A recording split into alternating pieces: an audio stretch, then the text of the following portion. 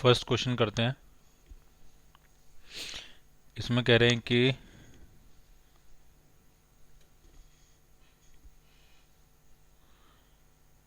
In A circuit shown A and B are ideal ammeter and voltmeter respectively, reading of the voltmeter पूछ रहे हैं। अब इसमें समझने वाली बात यह कि जो एमीटर है ये आइडियल है और आइडियल एमीटर का रेजिस्टेंस जीरो होता है, तो इसमें से कुछ भी करंट फ्लो करेगी इसके और पोटेंशियल डिफरेंस क्या हो जाएगा, जीरो।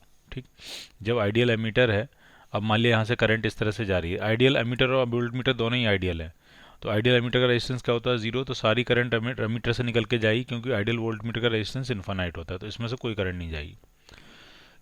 लेकिन सवाल यह है कि आइडियल एमीटर में से कुछ भी करंट क्यों ना जाए, उसके उसका रेजिस्टेंस जब जीरो है तो इसके और पोटेंशियल डिफरेंस क्या हो जाएगा, जीरो। और पोटेंशियल डिफरेंस नापने के लिए वोल्टमीटर है तो उसकी रीडिंग क्या आ जाएगी, zero. So your answer will be D part, zero.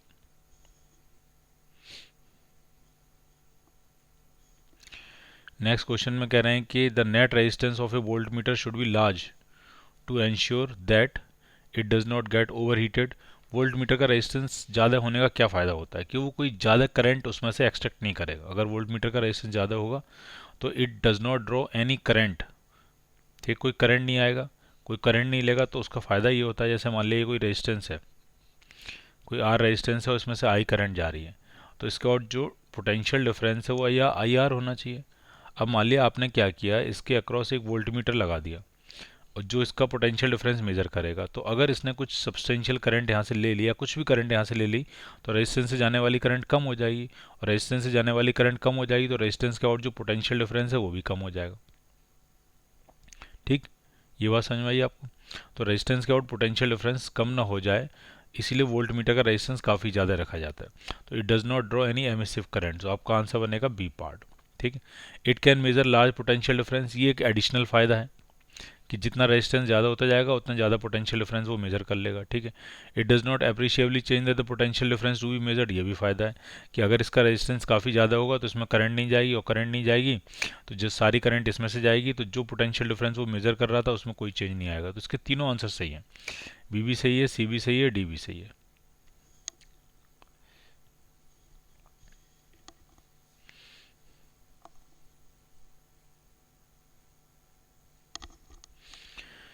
Two galvanometer A and B require 3 ampere, milliampere and 6 milliampere respectively to produce same deflection of 10 division।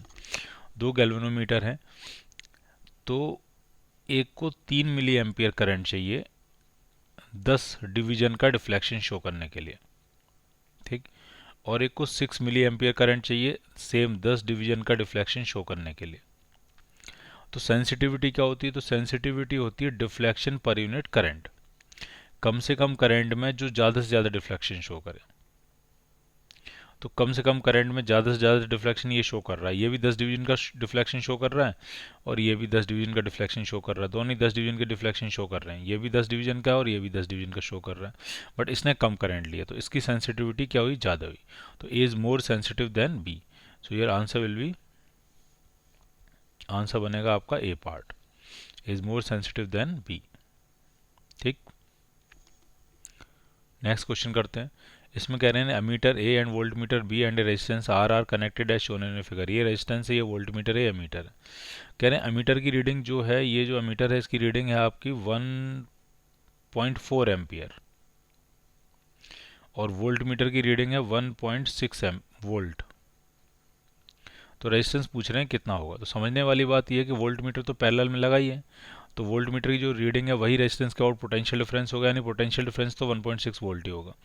लेकिन जो करंट है वो एमीटर बाहर लगा हुआ है, इसका मतलब करंट यहाँ पे 0.4 एम्पियर आ रही है, अब कुछ यहाँ जा रही होगी, कुछ यहाँ जा रही होगी।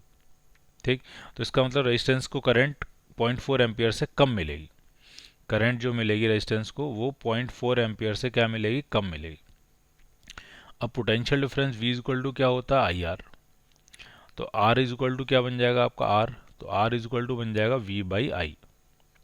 तो वोल्टेज तो सही मेजर कर रहा है, 1.6 वोल्ट मेजर कर रहा है, लेकिन करंट जो है वो 0.4 एम्पियर से कम है, तो 0.4 से हम कोई भी कम थोड़ी सी वैल्यू डाल देते हैं, कोई भी कम डाल सकते हो आप, हमें तो कैलकुलेशन ही करनी है, तो मैं इसको 0.3 डाल देता हूँ।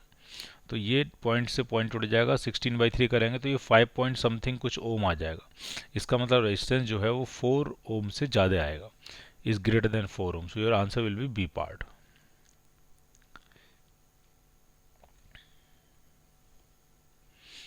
In the following circuit, the EMF of the cell is 2 volt and the internal resistance is negligible। ये जो सेल है इसका EMF 2 वोल्ट दिया है, इसमें कोई इंटरनल रेजिस्टेंस नहीं है, 2 वोल्ट का ही बस इसका EMF है। और यहाँ जो वोल्ट मीटर लगा है ये 80 ओम का है, और जिस रेजिस्टेंस के आउट वोल्टेज मेजर कर रहे हो वो भी आपका 80 ओम ही है। अब आपसे पूछ रहे हैं वोल्ट मीटर की रीडिंग बताओ कितनी होगी, ठीक। तो वोल्ट मीटर कितना मेजर करेगा, तो इसको डायग्राम को थोड़ा सिंप्लीफाई कर लेते हैं। पहला रेजिस्टेंस तो है 20 ओम, और दूसरा जो रेजिस्टेंस है 80 कितना है, 40 ओम है, इस तरह से है। और ये आपका 2 वोल्ट का क्या लगा हुआ है, वो बैटरी लगी हुई है।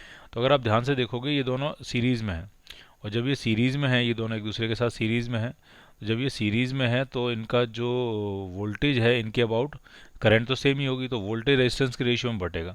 तो रेजिस्टेंस का रेशियो 1:2 है, तो वोल्टेज भी 1:2 में बटेगा। तो हमें तो इसके आउट निकालना है वोल्टेज कितना हो जाएगा, तो 2 के फैक्टर में आएगा, तो 2/3 इंटू 2 वोल्ट, तो इसके अबाउट आ रहा है 4/3 यानी 1.33 वोल्ट। ठीक है, तो इसका आउट पोटेंशियल कितना आ जाएगा, 1.33 volt. So your answer will be C part.